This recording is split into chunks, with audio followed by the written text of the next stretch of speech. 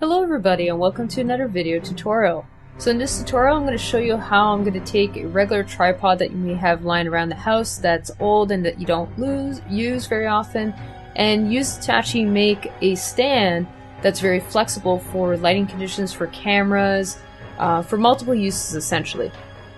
So what I have here is I essentially just have a regular tripod and a light, a very cheap light that I was able to get for about 10 bucks. The tripod, if you're buying it on Newegg, is about $18.99 before taxes.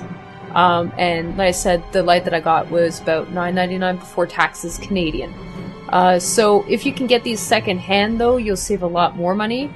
By building two of these lights, I essentially saved $20 in comparison to buying an actual kit.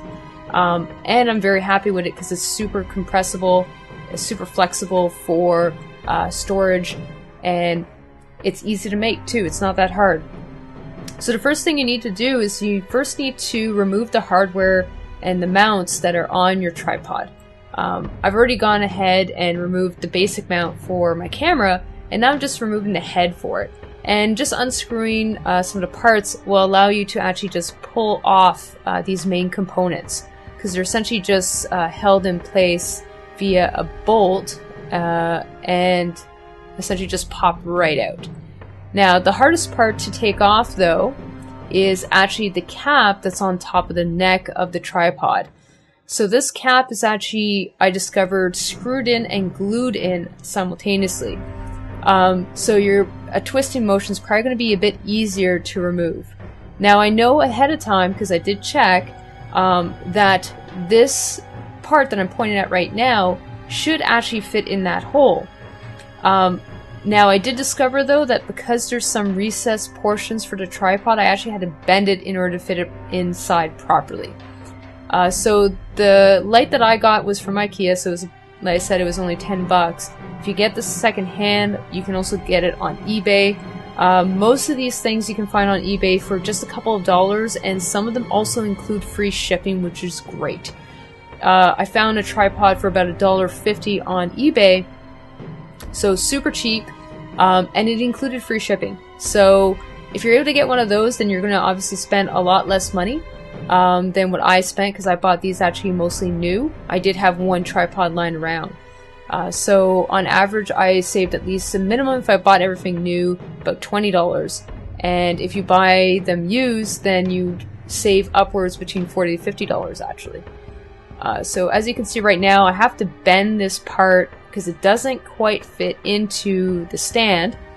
And the nice thing about this portion is that it has those two pieces of metal. So bending those two portions of metal pieces allows them to essentially overlap a little bit, so you can actually bend it a little bit further. Now I did try hammering it in the end I found that using the pliers actually helped a lot more. It went in a lot better.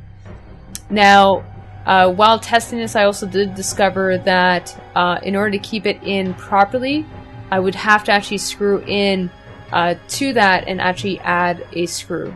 So right now I'm just adding the spring so that this actually works, so that I can actually extend this properly.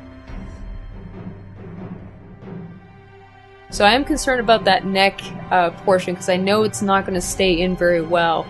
So that's something I definitely need to modify. So I'm just going ahead and I'm drilling a hole. It's a very small hole so that I can actually put in a screw.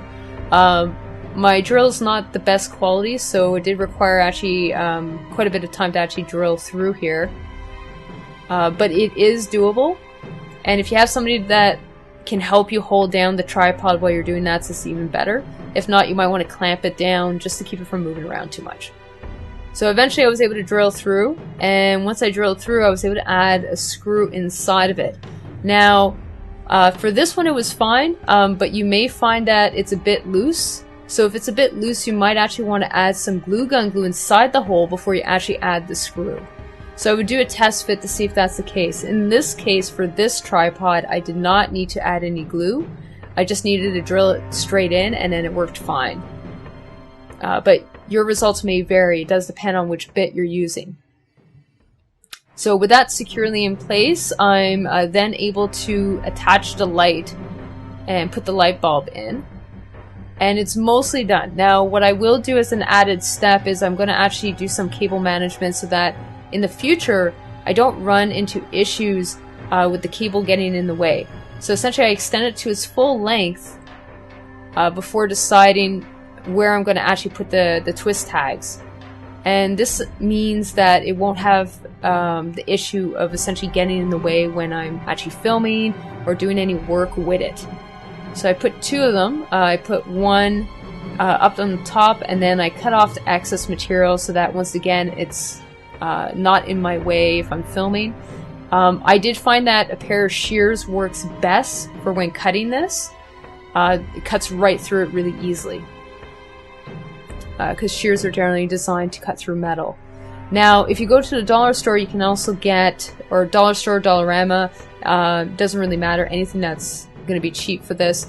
You can get extension cords that have multiple sockets. Those are perfect because especially with 2 lights you can plug them into the same light cable and then you're ready to go, and it's also very, very mobile. So as you can see, I can fully articulate the neck of this portion of the tripod, and also I can fully extend or compress it so that I have something that has a very low form factor and it's easy to pretty much bring anywhere. So I hope you guys enjoyed this video, and I hope to see you guys soon. So thank you and take care.